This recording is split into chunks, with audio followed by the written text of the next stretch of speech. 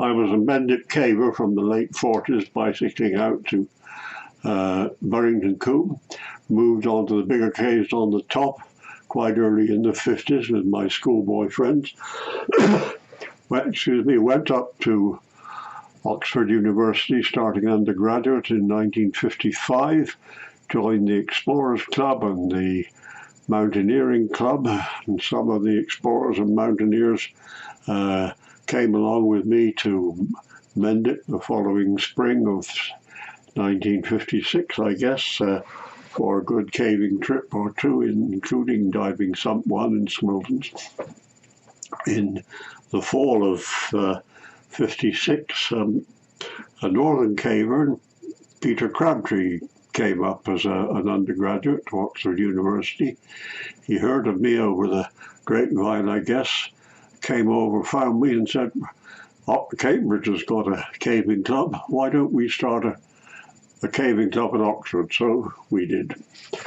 In 1958, I graduated, got married and began graduate research, and took a little less activity in organising the caving club trips. In the spring of 1959, Peter Crabtree organised a trip up to Derbyshire and into Peak Cavern in particular. One of the brightest and most vigorous people to join the club in that academic year was Neil Moss, Balliol College. He was a bit taller than I was. I was 6'2" at the time, and decidedly broader in the chest. He was not really designed to be a squeeze expert in caves, but he was very enthusiastic. He got in with others into a newly discovered or recently discovered area of Peak Cavern, and went into a small, steeply dipping squeeze passage that terminated in a straight, narrow shaft downwards.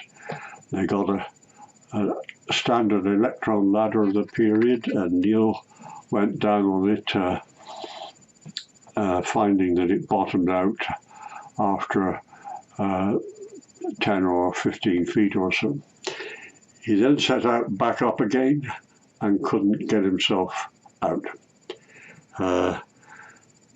Peter Crabtree rang me 24 hours later to say that attempts to extract him were running into serious trouble. A very brave man, Les Salmon, a smaller caver, had gone down more or less on head first, more or less on top of Neil, but had been unable to get a rope firmly around him. He was not being able to move by pulling, and was not really very conscious.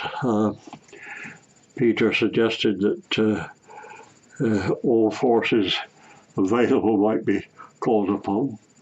Oliver Wells was one of the leading figures in the cave diving group at the time, a close friend of mine at Cambridge, and he had jury-rigged a system whereby he hoped to be able to drop an oxygen mask onto Neil Moss's head, feeding oxygen from his diving cylinders. They were Frogman oxygen at that time, not compressed air as today, and revive him, and we could get him out. So we raced up to the Peak Cavern,